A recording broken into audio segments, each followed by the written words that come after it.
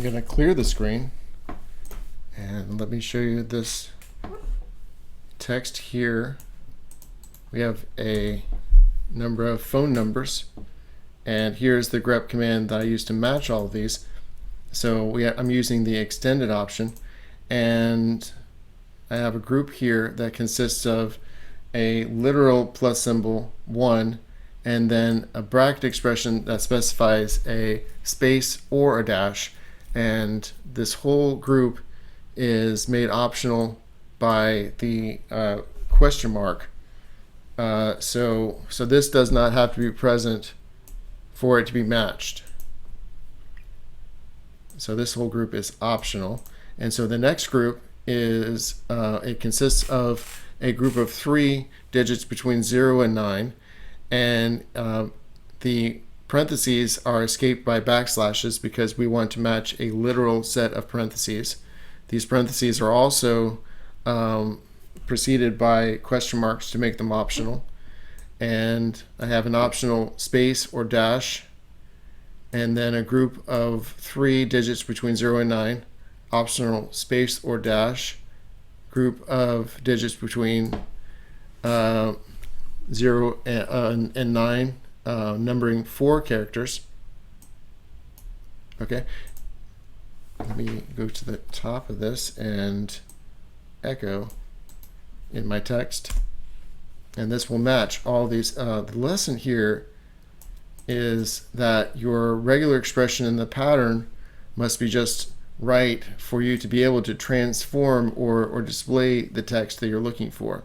So here I'm replacing all of these phone numbers with F. It's a really good example of a regular expression. Let me move on and clear the screen. And if you are using the / as a delimiter for the S command, and you're using a lot of backslashes that you have to escape, it looks a bit messy, so sometimes I use the underscore character to separate the pattern and the replacement. You can use also colons to do this. The next lesson is that you can use the and symbol to specify to symbolize the pattern that is found in the replacement. So here the pattern that is found is surrounded by parentheses. It could use this symbol more than one time to replay that pattern if you wanted to. I'm going to clear the screen, and let's move on to back references.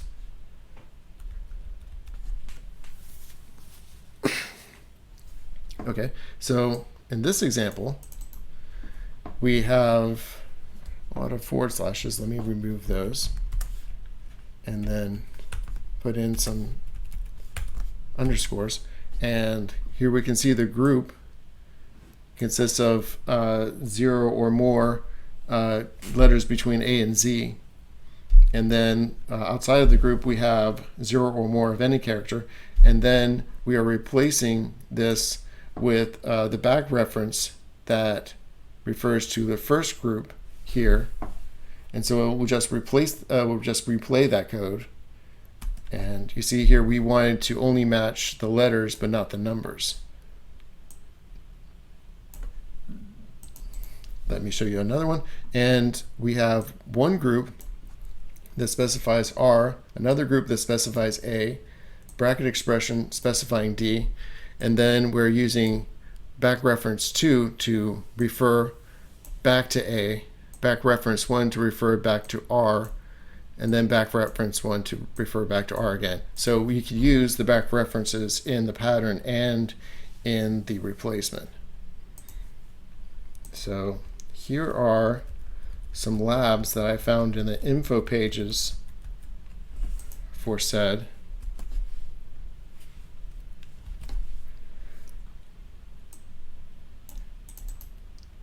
Okay, in this one we have a group that consists of 0 or 1 B and then dash.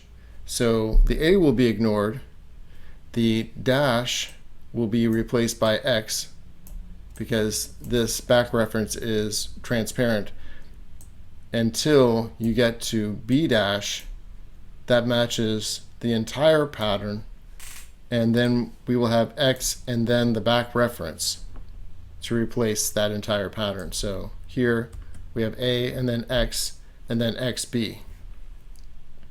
In this next example, I'm putting the back reference before the X, and so A will be ignored, dash will be replaced by X, and then B dash will be replaced by back reference X, so BX. Let's move on to the next one. The \U will replace the will change the next character in the line to an uppercase character. Excuse me. And so A will be ignored. The dash will be replaced by X. And then B dash will be replaced by X and then uppercase back reference, so uppercase B. Okay, let's move on to the next one.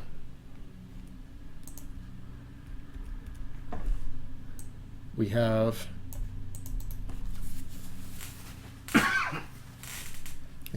we have a group consisting of uppercase B, 0 or 1 uppercase B.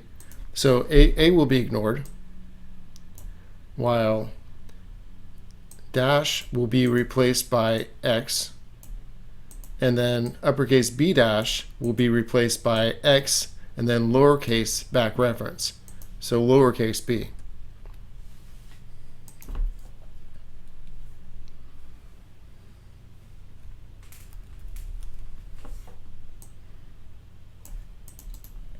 Oh, excuse me. Okay, and in this example, A will be ignored, of course, and then dash will be replaced by uppercase X because the next character is technically the X and not the back reference.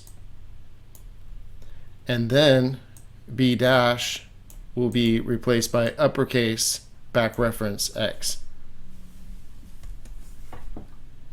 So uppercase BX.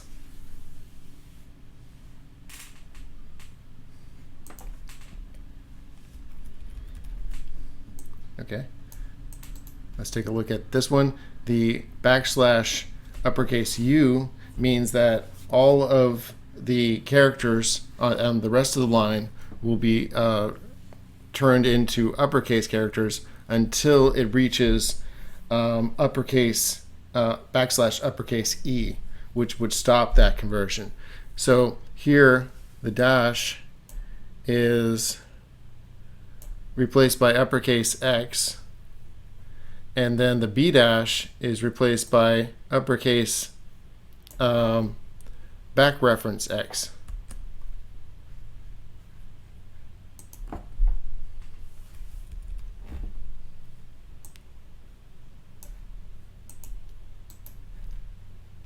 Okay, here the backslash L,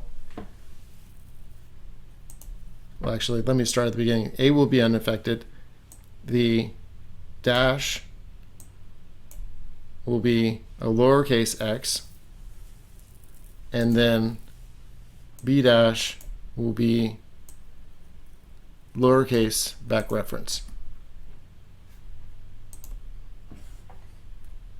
Now, the uppercase backslash uppercase L, as I previously mentioned, will turn all the characters to the right of it into lowercase characters until it encounters backslash uppercase E. So here the dash will be replaced by lowercase x, and then B dash will be replaced by lowercase back reference x.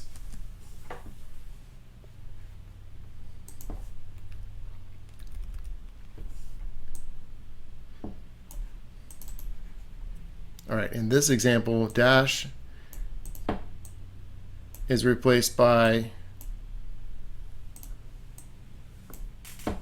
X, and then B dash is replaced by X and then lowercase back reference.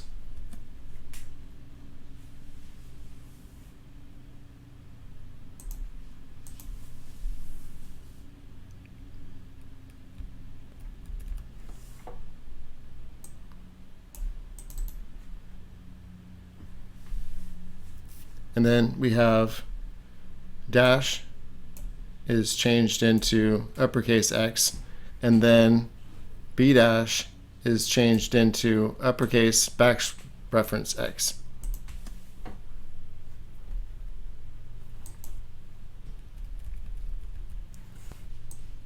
Okay, now we're going to use the \E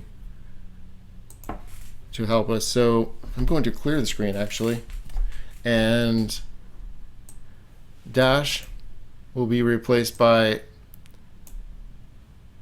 should be uppercase X, but the \uppercase E stops the conversion, so that will be lowercase x, and then B dash will be replaced by lowercase x because it's also unaffected.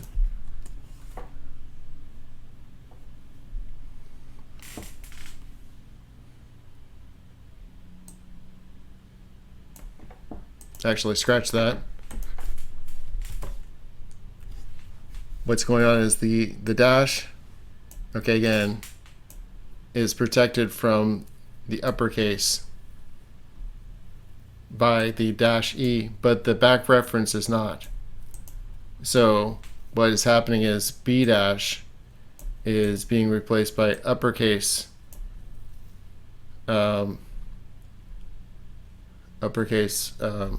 back reference and then X.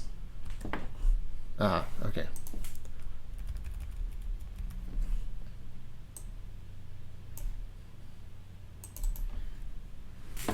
And so here we have dash being replaced by X, and then B dash being replaced by back reference X.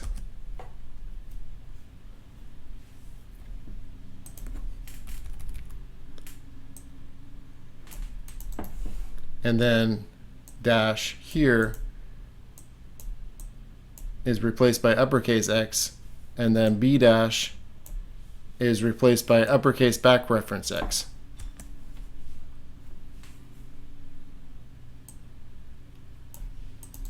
Okay, dash replaced by X, and then uppercase B dash replaced by back reference X. So uppercase B would be that.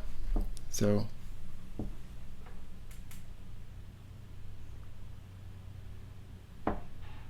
okay, so for the last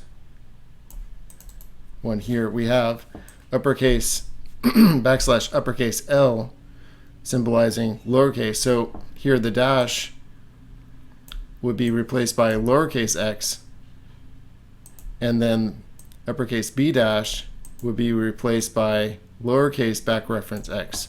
So lowercase b x.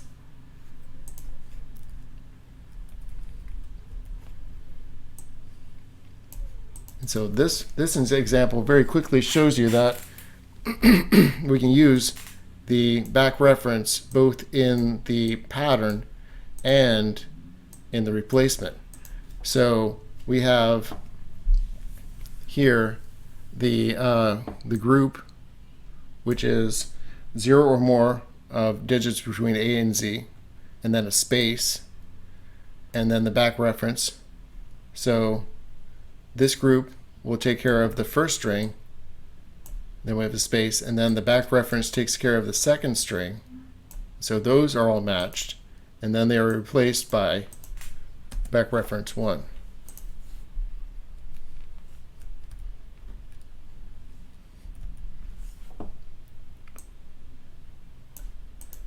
Here I have a string that goes from 1 to 3, and then I have 3 groups specifying any character as the pattern, and then I am reversing the order, the numerical order of these numbers by referring to the back references specified by the groups.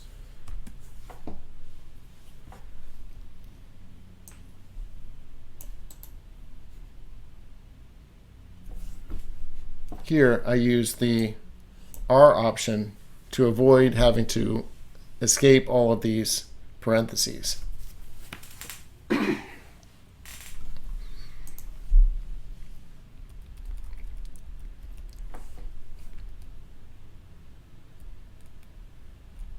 Right.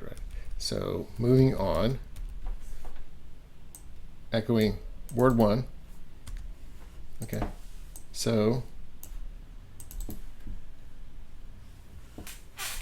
again, in the bracket expressions, the caret symbol means not. So anything that is not a space is specified in this bracket expression. And so I have a quantifier 0 or more. So 0 or more of everything is not a space is the pattern. And then the replacement will be the pattern found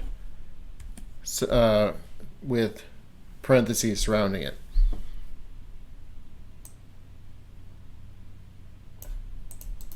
So again, we have the same thing, but we have to use the global command to match both of the, to actually transform both of the matches.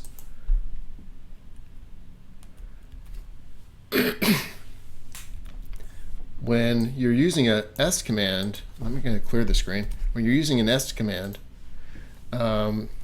here, when you're using the number at the end of the command, you're specifying which match do we want to transform.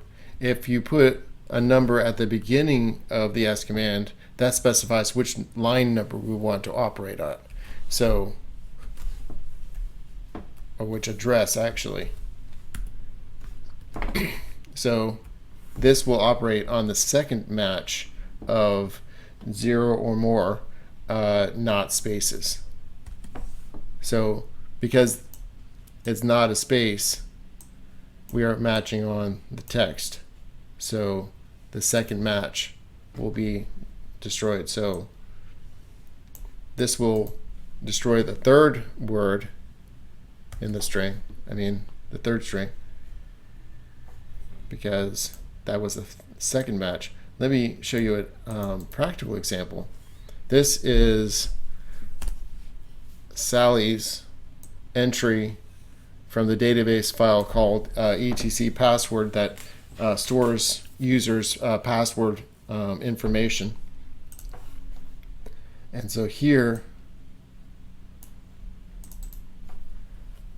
I am specifying anything that is not a colon. This is delimited by colons, so anything that is not a colon will be text. And so I'm replacing that with nothing for the second match. So that will be this character here. So you see it's gone now.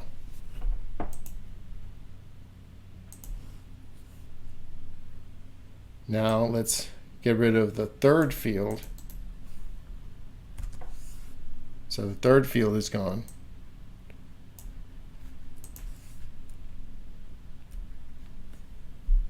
Let me show you why this is significant.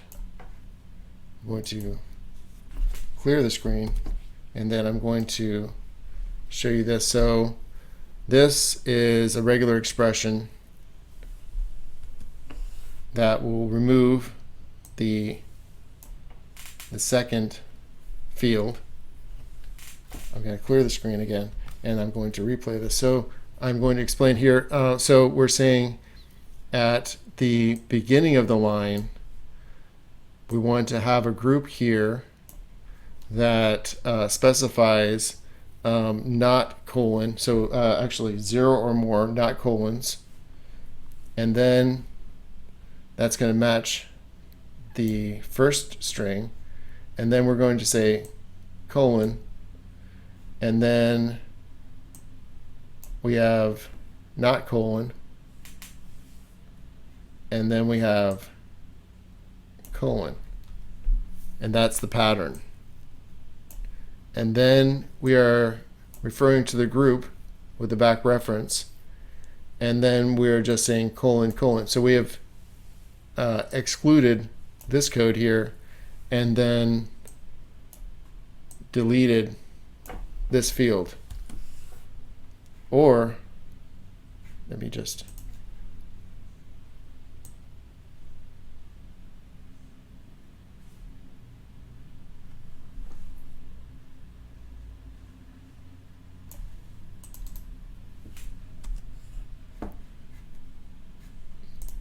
actually,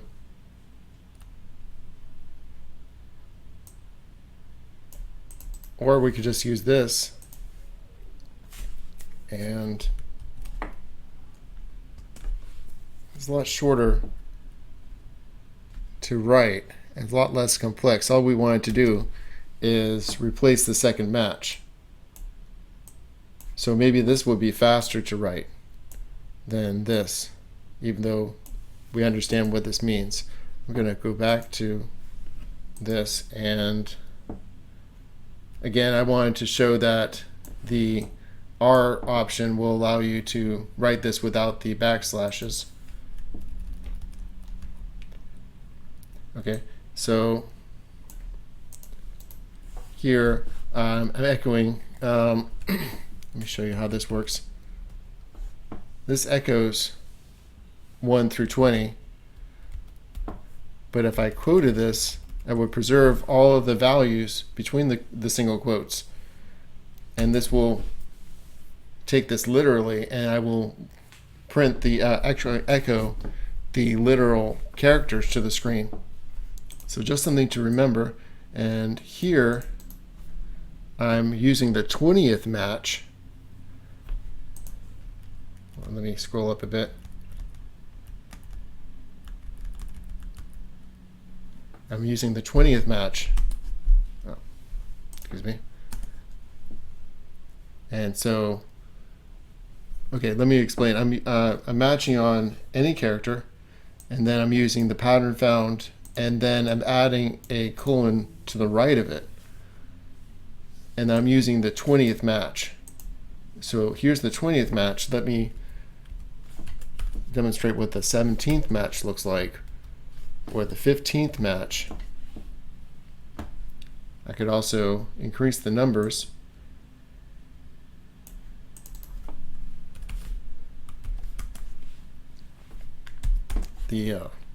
Between 1 and 100, so the 230th match is here.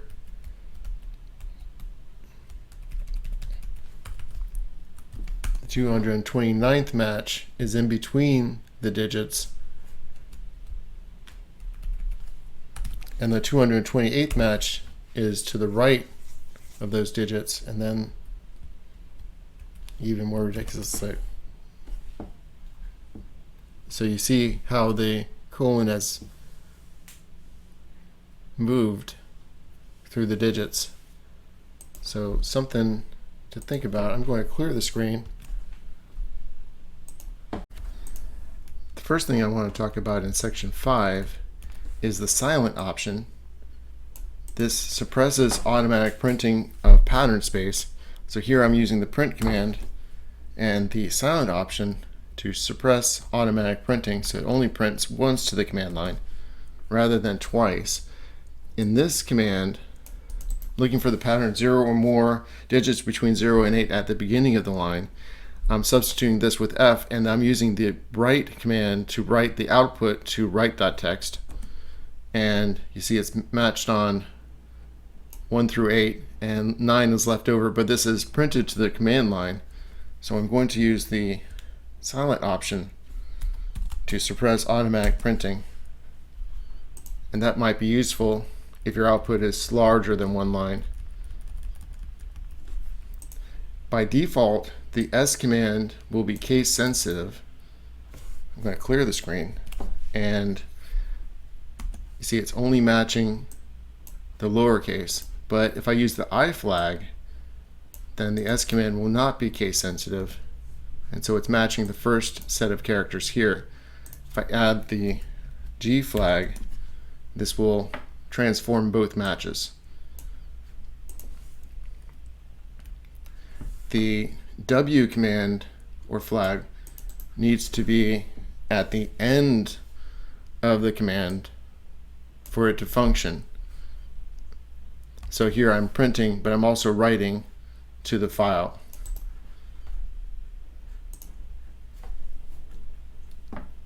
So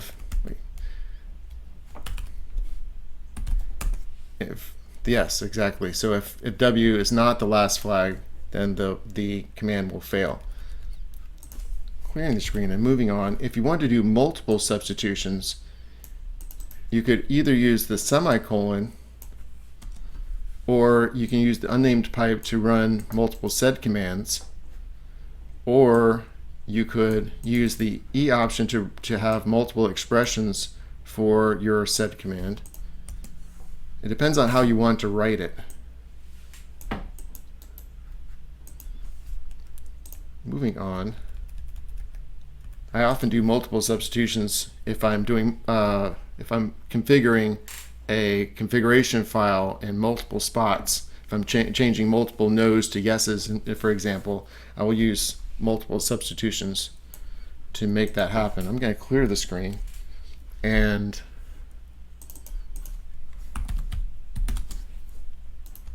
the printf command will format and print data. I'm using new line at the end of the line here so that 3 is not printed on the same line as the command line. Okay, and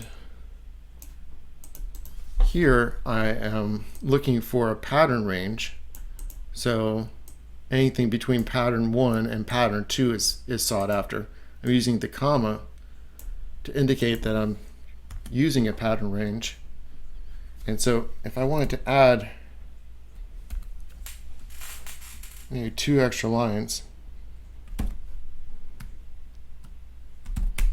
you can see that anything between pattern 1 and pattern 2 is printed.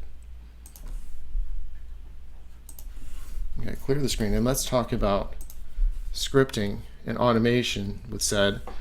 So here I'm echoing a lot of sed arguments to a file called sed arguments, and you can see that.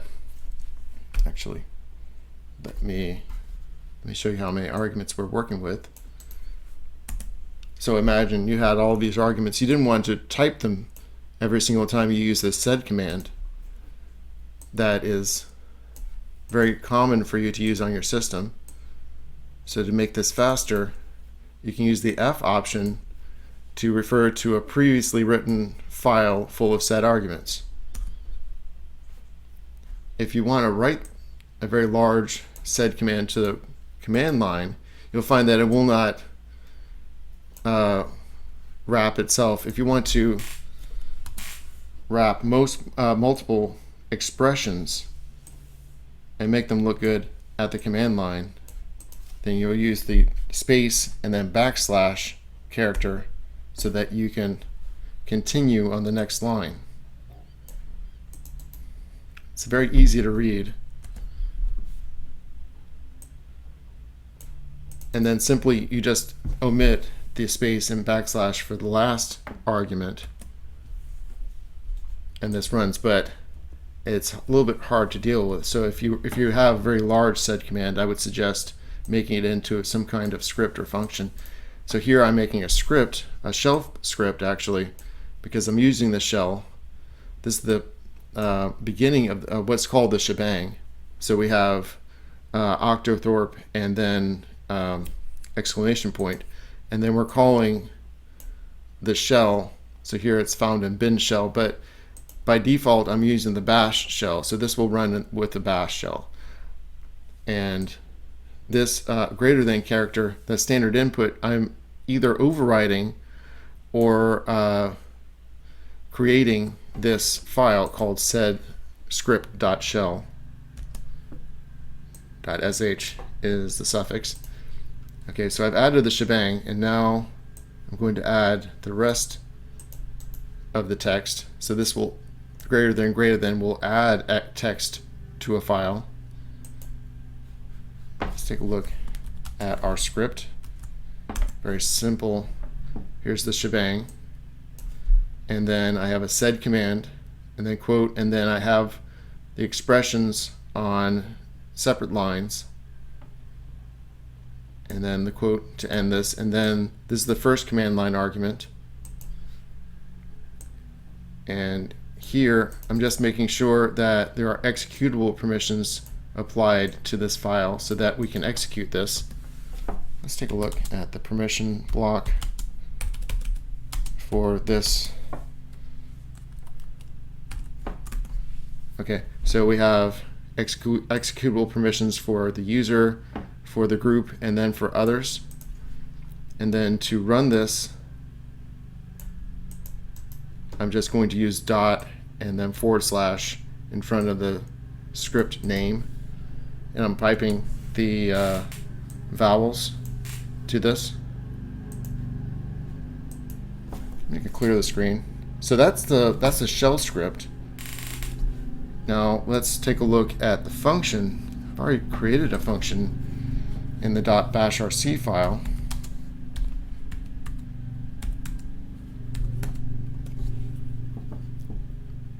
So this is a clean file function, but I've created the vowels function, and then here are the parameters, and they have none. And then for the statement, I have the sed command and all of its expressions, and the first command line argument. Let me just check this out. Okay, well, if you had just created this function in this file, after you save and exit, you have to, well, yeah, clear that, I'm sorry.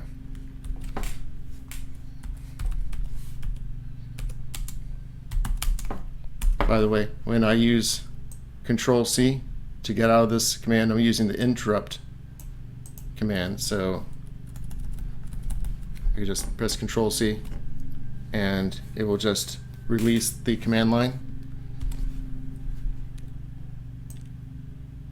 So anyway, yeah, so I'm going to source this file, save and exit the .bashrc file, and then source the file, because the source command will read and execute commands from the file name in the current shell environment. So I have to add the new function to the current shell environment. And then I just refer to it by name after I pipe the data to it, the text. So that's the second way. Now the third way of scripting is creating a sed interpreter script. So here, instead of the shell, we have the sed command. We're using the F option. Okay, I'm creating cap.sh, and let's add the rest of the data to it. Excuse me. Okay, and here, yeah, so our shebang is the sed command with the F option. So it will call a file for the arguments. Here are all of the arguments underneath it, making sure it's executable. Okay, and it works just in the same manner, if I use the right suffix, as the shell script.